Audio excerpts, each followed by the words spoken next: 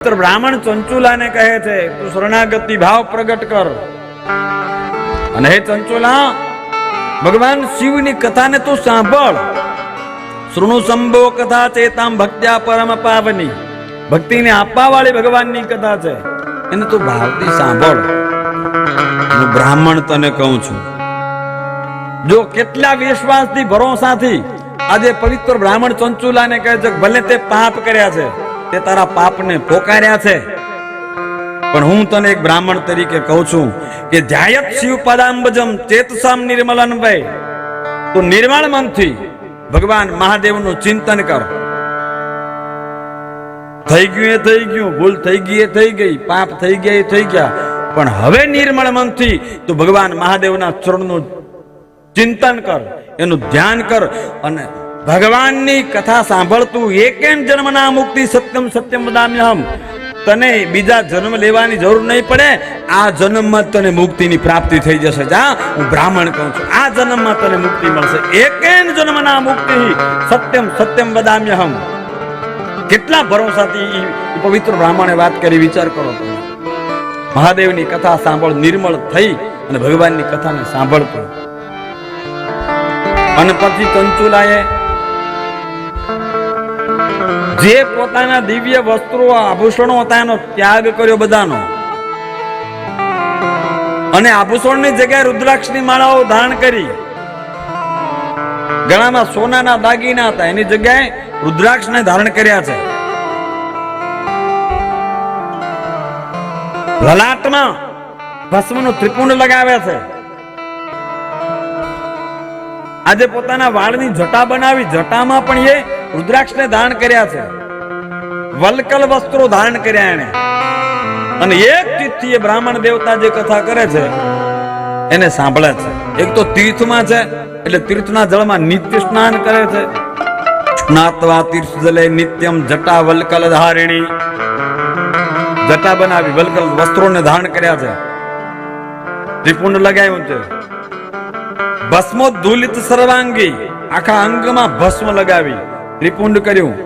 અને રુદ્રાક્ષ કૃત ભૂષણા, રુદ્રાક્ષને ધારણ કર્યા છે. ઘણી વાર પૂછતા હોય મને માતાઓ બહેનો પૂછે કે અમારે રુદ્રાક્ષ પહેરાય કે ન પહેરાય, અમારે રુદ્રાક્ષ પહેરવો કે ન પહેરવો.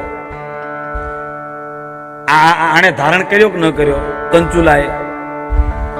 કૃત રુદ્રાક્ષ ધારણમ. રુદ્રાક્ષ તો એ પરમ પવિત્ર છે ભાઈ, એ તો જગને પવિત્ર કરવા વાળો છે. એને અપવિત્રતા શું નડે? તેનું નામ સ્મરણ કરવાથી જીવાત્માને પવિત્રતા મળતી હોય, એને અપવિત્ર કોણ બનાવી શકે? એ તો સાક્ષાત મહાદેવનું, શિવનું સ્વરૂપ છે. અહીંયા રુદ્રાક્ષની માળાઓ ધારણ કરી અને કથા સાંભળતા સાંભળતા શું કરે છે? શિવ નામ જપા સક્તા વાક્યતામિત ભોજના. શિવના નામનો જપ કરે છે. ગુરુએ જે મંત્ર આપ્યો, ગુરુ મંત્રનો જપ કરે છે, શિવ નામનો મંત્ર જપ કરે છે. ભલે આપણે મહાદેવના નામનો મંત્ર જપતા હોઈએ, પણ ગુરુ દત્ત, ગુરુ પ્રદત્ત જે મંત્ર છે એનો જાપ કરો. કારણ કે શિવનો જપ જપવાનો છે, પણ કઈ રીતે જપવાનો છે, કેવી રીતનો જપવાનો છે, એની વિધિ હોય. કોને કેવી રીતનો જપવો એનું વિધાન હોય.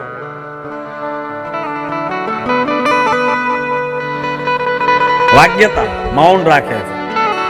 અને મિત ભોજન, ભૂખ લાગે અને ભૂખ માટે એટલું જ ભોજન કરવાનું.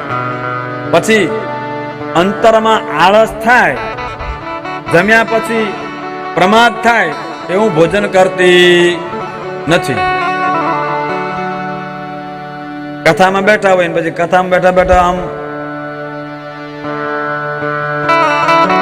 આવી જાય, નીંદર આવી જાય, એવું ભોજન કરતી નથી.